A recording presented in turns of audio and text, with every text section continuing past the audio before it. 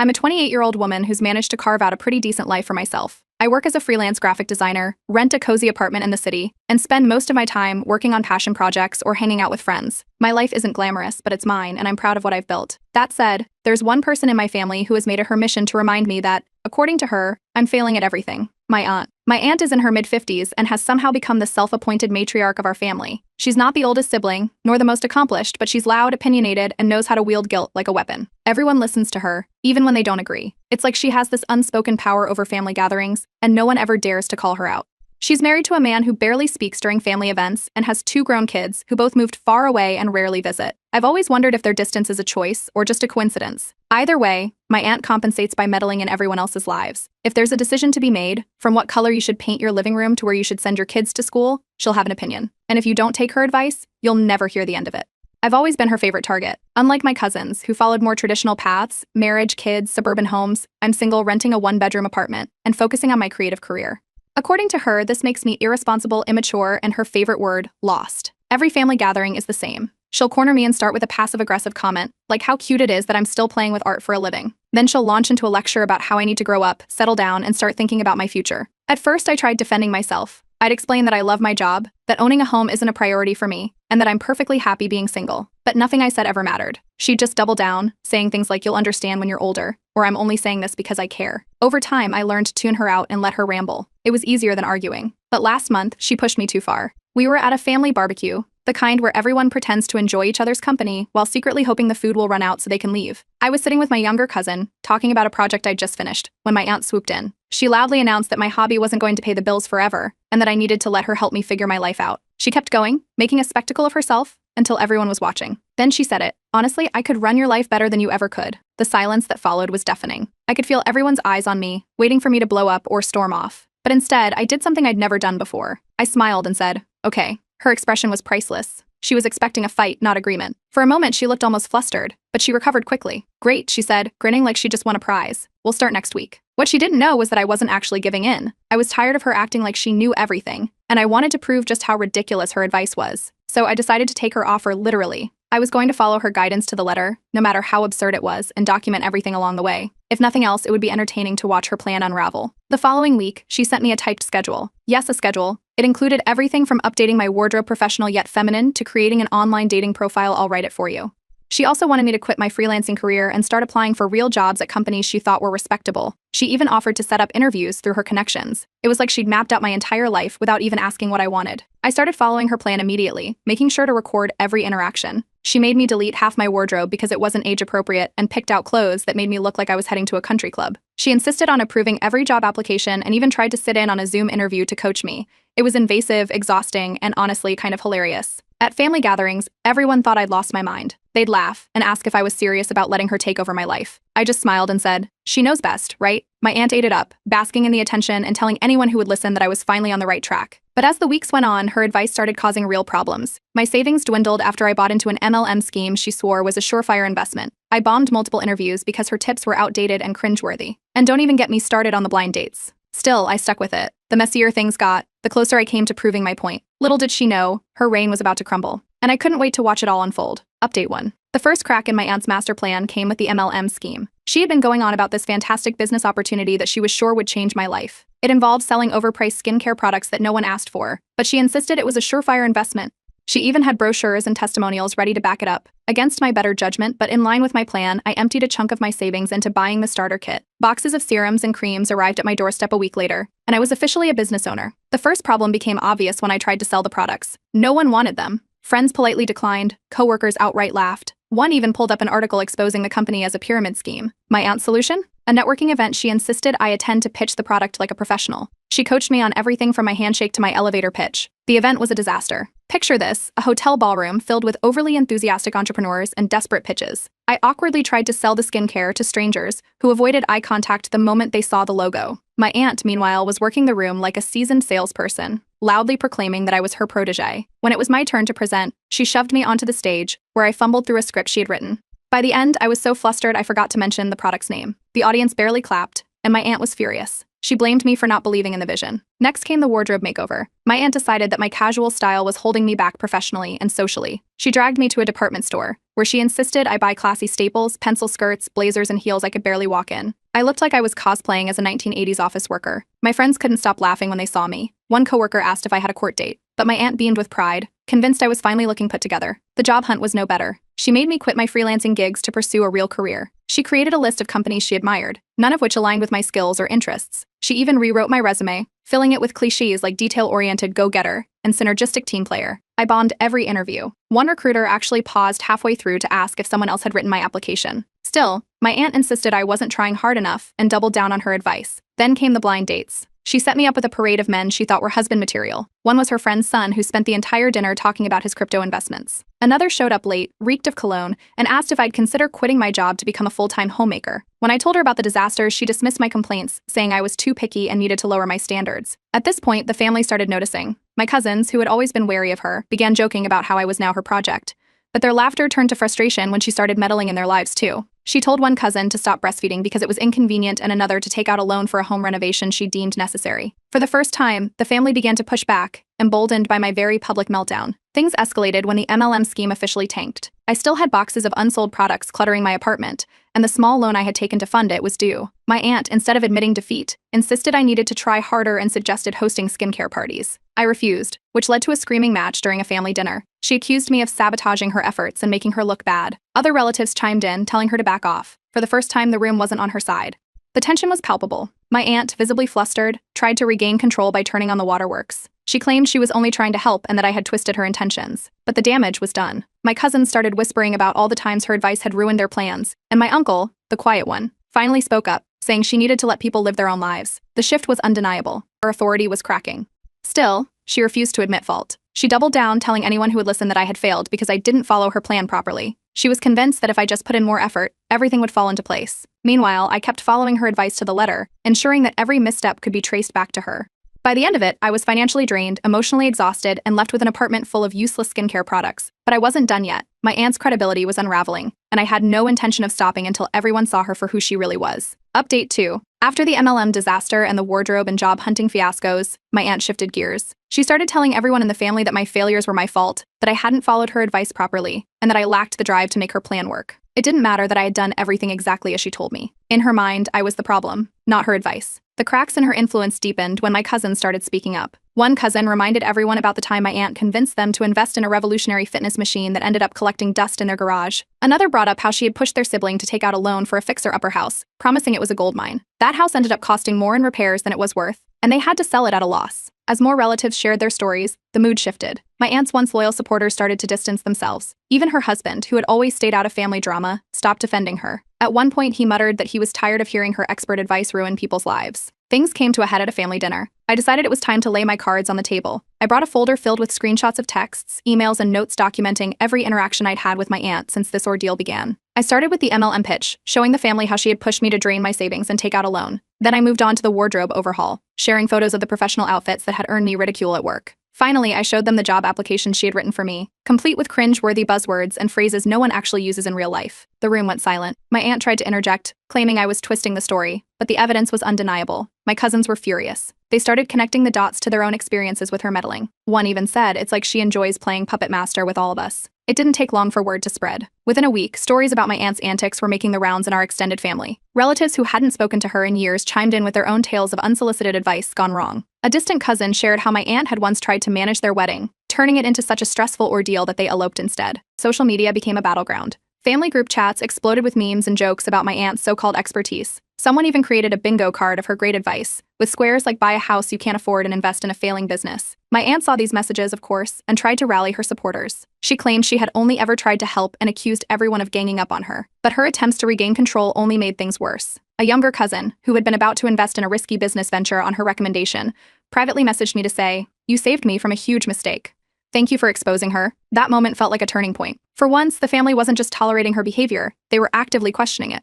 Eventually, my aunt started avoiding family gatherings altogether. She stopped responding in the group chats and even skipped her niece's birthday party, which was unheard of for someone who used to organize every family event. It seemed like the more people challenged her, the less she wanted to be around. Meanwhile, I began putting my life back together. I took on some freelance work to rebuild my finances and managed to return the unsold skincare products for a partial refund. A couple of cousins chipped in to help me cover the remaining loan payments, saying they felt guilty for not speaking up sooner. Their support meant a lot, and it showed me that, despite all the drama, my family wasn't as fractured as I'd thought. Out of the blue, I received an email from my aunt. It was a half-hearted apology, full of phrases like, "I'm sorry if you felt upset, and I only wanted what's best for you." She still couldn't admit she was wrong, but at least it was something. I responded with a short, polite message, making it clear that I didn't want her involved in my decisions moving forward. The final straw came at another family dinner, where someone casually mentioned that my aunt had tried to meddle in a neighbor's financial plans and had been shut down.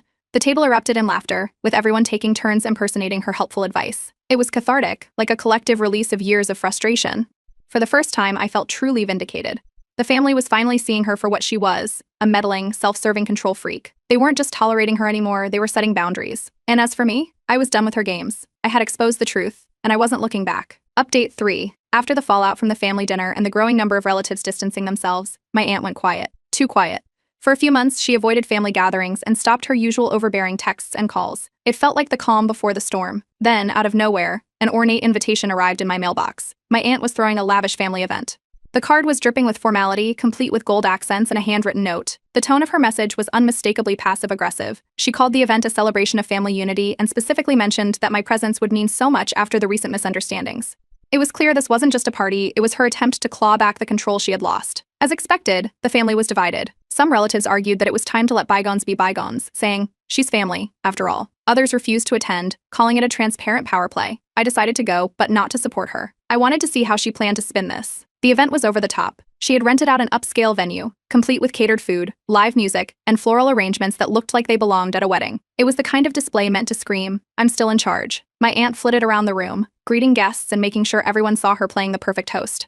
As the evening went on, she gathered everyone into the main hall for a speech. She stood on a small stage, holding a microphone, and launched into a monologue about the importance of family values. Her tone was dramatic, and while she didn't call anyone out by name, her words were thinly veiled jabs. She talked about the dangers of straying from traditional paths and the importance of respecting elders. It was obvious she was trying to frame herself as the misunderstood victim. Not long after her speech, she pulled me aside into a quieter corner of the room. She started by lamenting how much stress this whole situation had caused her, then casually mentioned how a small gesture on my part could fix everything. She offered me a sum of money, more than enough to cover the debt I'd racked up thanks to her advice, on the condition that I publicly vouch for her in front of the family. She wanted me to tell everyone that I had misunderstood her intentions, and that her guidance had actually been helpful. I didn't even entertain the idea. I politely declined, walked away, and returned to the main event. She must have realized her bribe hadn't worked because, shortly after, the real fireworks began. One of my cousins, emboldened by the growing resistance to my aunt, decided they'd had enough. They stood up during the mingling and loudly confronted her in front of everyone. They brought up how her advice had led them to quit a stable job for a supposed dream opportunity that turned out to be a scam. My aunt tried to dismiss it, claiming it wasn't her fault the opportunity didn't pan out, but my cousin wouldn't let it go, demanding she take responsibility.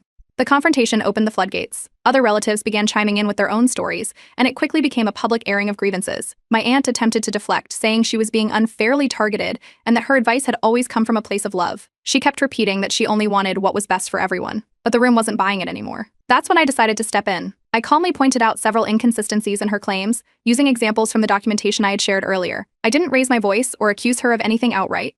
I simply laid out the facts and let her words speak for themselves. The silence that followed was deafening. More family members started to side with me, agreeing that her behavior had caused more harm than good over the years. The unified front against her was undeniable. Even the relatives who had been hesitant to confront her began nodding along, and some offered their own stories of how her meddling had derailed their plans. My aunt, overwhelmed and visibly upset, tried one last time to turn the tide in her favor. She said she had always been the one to hold the family together and accused us of being ungrateful for her efforts. But no one was listening anymore. She left the event early, her exit hurried and unceremonious. In the days that followed, the family began openly discussing her behavior and its long-term impact. Many resolved to set firmer boundaries, promising not to let her interfere in their lives anymore. Meanwhile, I continued to rebuild my own life. Although I was still recovering financially, I felt a newfound sense of empowerment. The most surprising moment came when a distant relative, who had always been one of my aunt's staunchest supporters, reached out to me. They admitted they had been manipulated by her for years and thanked me for standing up to her. It was a small but meaningful victory. As the weeks went on, my aunt's isolation became apparent. She stopped hosting gatherings, withdrew from family chats, and even skipped an important anniversary party. It was clear that her influence had finally faded, and the family was moving forward without her dominance. For the first time in years, there was a sense of peace. The storm she had created was finally over, and I couldn't help but feel a quiet satisfaction, knowing that we had all come out stronger on the other side. Update 4. Just when I thought the dust had finally settled, my aunt pulled a move I didn't see coming. A letter arrived in the mail, stamped with a law firm's logo. It was a cease and desist order, accusing me of defamation and demanding that I retract all the false accusations I had made against her. According to her, my documentation of her actions had damaged her reputation within the family, and she was prepared to sue if I didn't issue a public apology. I wasn't the only one who got the letter. Several relatives who had spoken out against her received similar threats, though mine was the most detailed. She claimed that my campaign of lies had caused her emotional distress and financial losses, though she didn't specify what those were. It was clear she was desperate to regain control, and this lawsuit was her last-ditch effort. When the family found out, the outrage was immediate. Relatives who had been on the fence about her behavior were appalled that she would take things this far. Group chats lit up with messages of support for me, with some relatives publicly declaring they would back me if she went through with the lawsuit. A few even joked about crowdfunding my legal fees, though thankfully it didn't come to that. I consulted a lawyer the next day, bringing all the documentation I had carefully compiled since the beginning of this ordeal. After reviewing everything, the lawyer assured me the case was frivolous and unlikely to hold up in court. Still, I needed to take it seriously. We drafted a response denying her claims and making it clear I wouldn't back down. Her demands were laughable. She wanted a public apology, a full retraction of my accusations, and a written statement acknowledging her positive influence on my life. She also demanded that I stop sharing the documentation I had collected, which was already circulating within the family. Naturally, I refused. Meanwhile, some relatives tried to mediate. My uncle, her husband, and a few older cousins approached her, urging her to drop the lawsuit and move on. They pointed out that the family was already fractured because of her actions and that escalating the situation further would only make things worse. But my aunt wasn't hearing it. She claimed the lawsuit was the only way to restore her good name and insisted she had been unfairly targeted. As news of the lawsuit spread, more relatives began coming forward with their own stories. One cousin shared how my aunt had pressured them into investing in a joint business venture, only to leave them with the financial fallout when it failed. Another revealed that she had manipulated their parents into co-signing a loan for her, which she never paid back. These revelations painted a much clearer picture of her pattern of behavior, and any remaining support she had quickly evaporated. My lawyer suggested we go on the offensive. We filed a counterclaim for emotional distress and financial losses caused by her interference in my life. The family rallied around me, with multiple relatives volunteering to testify on my behalf. Some even provided additional evidence of her past manipulations, including old emails and text messages that supported my case. The day of the hearing was surreal. I arrived at the courthouse to find a crowd of family members waiting to support me. My aunt showed up with her lawyer, looking visibly shaken. The courtroom was packed, with more relatives sitting on my side than I ever could have expected. It was clear she hadn't anticipated the level of solidarity against her. As the hearing progressed, her case began to unravel. The judge questioned the basis of her defamation claims, noting that most of the documentation I had shared was factual and supported by witnesses. My lawyer presented the counterclaim, detailing the financial and emotional toll her actions had taken on me. By the end of the session, her lawyer advised her to drop the case to avoid further embarrassment. Reluctantly, she agreed to withdraw the lawsuit, though she refused to issue a formal apology. The judge ruled in my favor on the counterclaim, awarding me a small financial settlement. I donated the money to a local charity, making it clear I wasn't interested in profiting from this mess. It was about sending a message that her behavior wouldn't be tolerated anymore. After the hearing, I addressed the family, thanking them for their support and encouraging everyone to set clear boundaries with her moving forward. I explicitly stated that I was done with her interference and hoped the family could finally move on without her dominance. In the weeks that followed, my aunt went completely silent. She stopped attending family events, withdrew from group chats, and seemed to retreat from the family entirely. Meanwhile, the atmosphere within the family shifted. Without her influence, relationships began to improve, and there was a sense of relief that we no longer had to tiptoe around her. Looking back, the lawsuit was the final nail in the coffin of her reign over the family. It was an exhausting ordeal, but in the end, it brought us closer together. For the first time in years, the family felt united, not under her control, but in spite of it. Update 5. After the lawsuit debacle, my aunt's reputation within the family was beyond repair. The once commanding matriarch now found herself largely ignored. Invitations to family events dried up, her messages in group chats were met with silence, and even her closest allies in the family began keeping her at arm's length. It was as if everyone had collectively decided that life was better without her constant interference. Without my aunt's domineering presence, the family's dynamic shifted in a way I hadn't anticipated. Communication improved. People started resolving conflicts without the usual layer of manipulation she used to stir the pot. Family gatherings became less tense, and decision-making felt more collaborative. For the first time in years, it felt like we were functioning as a unit, rather than a chessboard for her games. Meanwhile, I focused on rebuilding my life. With the lawsuit behind me, I threw myself into finding stable work. After a few months of searching, I landed a job with a creative agency that not only paid well but also allowed me to work on projects I genuinely enjoyed. My finances, which had been in tatters thanks to the failed MLM scheme, slowly began to recover. I even managed to pay off the remainder of the loan I had taken out, finally closing that chapter of my life. Speaking of the MLM, it didn't last much longer after my involvement ended. The company faced mounting legal troubles of its own, and within a year, it officially shut down. I made it a point to warn others about falling into similar traps, sharing my experience on social media and within local creative communities. The response was overwhelmingly positive, and it felt good to turn something negative into a cautionary tale that might help others. My aunt, however, wasn't ready to fade into obscurity quietly. Unable to control her narrative within the family, she turned to outsiders. She began telling friends and acquaintances that she was the victim of a family-wide smear campaign. She painted herself as the misunderstood matriarch who only wanted the best for her relatives, only to be betrayed. But her attempts to gain sympathy didn't go far. Most people had either heard the truth or found her stories too far-fetched to believe. In her absence, one of my younger cousins stepped up as an unofficial organizer for family events. Inspired by everything that had happened, they made it their mission to foster a healthier, more inclusive dynamic. They started organizing game nights, potlucks, and casual get-togethers that felt worlds away from the tense, over-orchestrated gatherings of the past. It was refreshing, and it brought us closer as a family. Despite her isolation, my aunt wasn't done trying to worm her way back into my life. Out of nowhere, she sent me a message claiming she had changed and wanted to start fresh. She apologized for any misunderstandings and suggested we need to talk things over. I wasn't interested. Her refusal to take real accountability during the lawsuit had been the final straw for me, and I had no intention of letting her back into my life. I politely declined and blocked her number. The turning point for the family came during a major celebration, our grandparents' wedding anniversary. It was the first big gathering since the lawsuit, and it felt like a fresh start. At the event, a few relatives pulled me aside to thank me for standing up to my aunt. One of them even gave a short toast in my honor, saying my actions had brought long overdue change to the family. It was an unexpected but heartwarming moment. We also used the occasion to set some ground rules. As a family, we collectively agreed to enforce boundaries with my aunt. If she tried to interfere in anyone's life again, we would shut it down immediately. The mood in the room was optimistic. For the first time in years, it felt like we were all on the same page. Rumors began circulating that my aunt had started seeking help for her controlling behavior. Some said she was attending therapy, though she never admitted it publicly. It was hard to tell whether she was genuinely trying to change or simply trying to salvage what little reputation she had left. Either way, it didn't matter much to me. I had moved on. With the weight of her influence lifted, I found myself inspired to start a new creative project. Drawing from everything I'd been through, I began working on a series of digital illustrations about personal growth and resilience.